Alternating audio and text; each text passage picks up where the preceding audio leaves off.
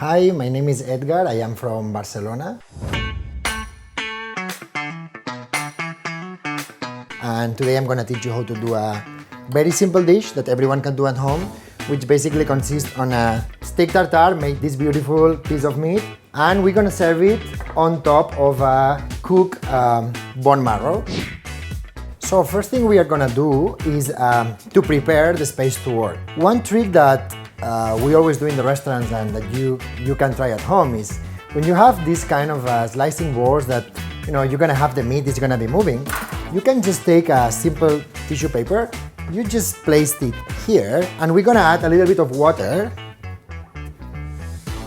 And now what's gonna happen is when you put the board, it doesn't move, and now you can work much safer. First thing we're gonna do is prepare the bone. All this meat around, we don't need it. So what we're gonna do is just take a knife, just going around the marrow with a knife, we're gonna remove all this extra beef. So what we are gonna do now is a very important step. We basically gonna blanch the bone marrow. We're gonna have some water here with salt, and we're gonna place the bone marrow in this water. It's important that you notice that the water at this moment is cold. What we are gonna do is gonna bring to the boil together the water and the bone marrow, and at the moment we see it starts boiling, we're gonna wait a minute, and then we're gonna stop it. What this is gonna do is we're gonna clean the bone. We're gonna clean the bone marrow, we're gonna remove some of the blood that it has, and we're gonna end up with a clean product that we're gonna use later for the steak tartare. While we wait, we're gonna start preparing the meat for the steak tartare. So we're gonna use maybe this piece of meat.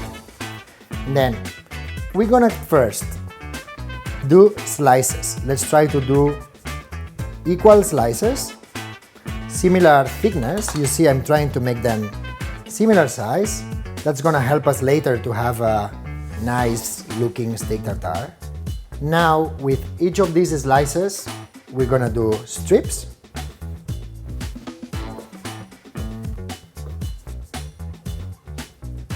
And now we're gonna take each of these strips that we already got, and we're gonna make small cubes.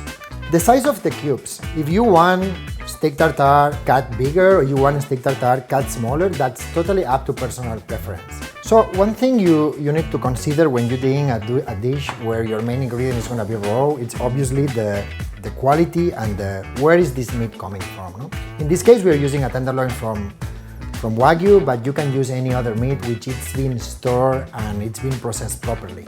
If you are gonna buy maybe some kind of beef from the street market, which it may be very good for other preparations, maybe that meat is not gonna be the best option for eating raw. No? This is like when you're gonna eat sashimi or you're gonna eat sushi, you cannot just take any fish and slice it and you're gonna eat it raw.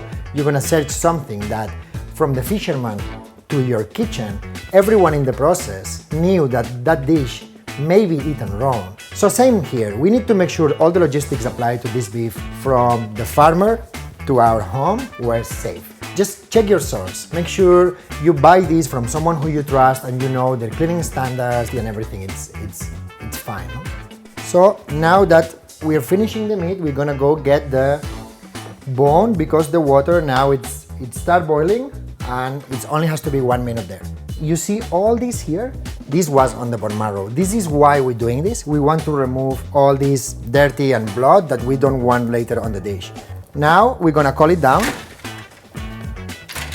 and just in ice water to stop the coction. We are gonna prepare the dressing or the sauce of the steak tartare. We're gonna make a very simple version. The sauce here, and we're gonna place this first of all on ice to make sure our whole process, we're using raw meat, we're using raw egg, our whole process it's done in cold. I need an egg yolk. I'm just gonna break the egg, remove the white and put the egg yolk. Into the sauce, we're gonna add French mustard, grain mustard. We're gonna mix a bit with the egg yolk, pinch of salt, parents, and a little bit of Tabasco. And this is gonna be the base of our steak tartare. You see, it's a very simple sauce. I'm only using like 4 ingredients, and I'm just gonna finish it with a little bit of extra virgin olive oil. And this, we have it ready to throw in our meat and our onions. You cut the bottom and the top of the onion. You remove the skin.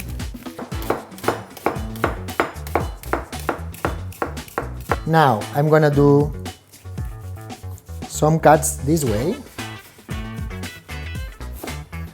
to get small pieces of onion. So here is the sauce that I was making. We have the beef, we have the onion. What we're gonna do now is I'm gonna add the beef that I had before. We're gonna add a little bit, make sure it's integrated in the sauce. We're gonna add a little bit of the raw onion. And the last thing I'm gonna put is I'm gonna take parsley, perejil, that we say in Spain.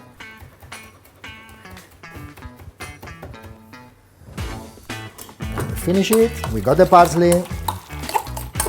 As a steak tartare is ready, I will add at the end as well a little bit of black pepper.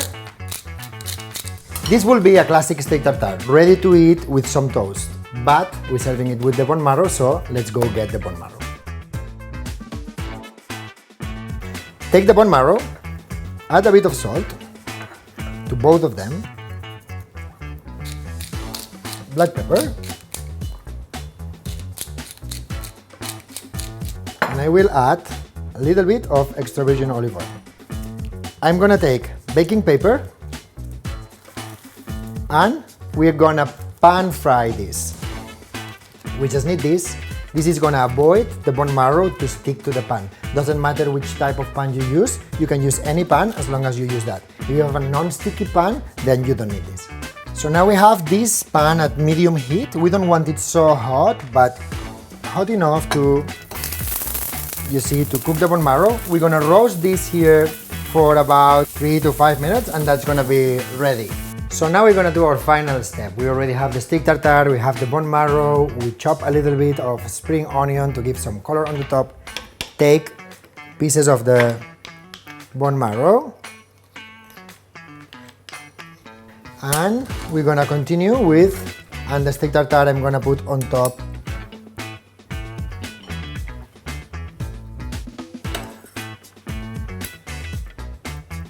a little bit of spring onions on top, just as decoration. Here is our twist on steak tartare, together with maybe some bread, some toast, potato chips, you know, like just chips. So you can just take this, put on top of a bit of bread, and have it like that.